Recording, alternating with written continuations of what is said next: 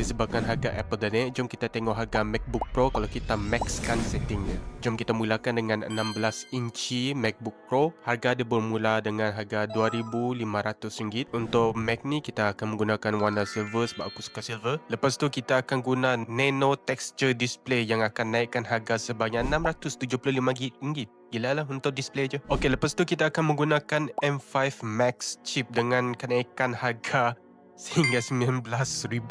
Belum berapa kita dah RM20,000. Lepas tu kita akan menggunakan 18 core CPU, 40 core GPU tambah RM1,000.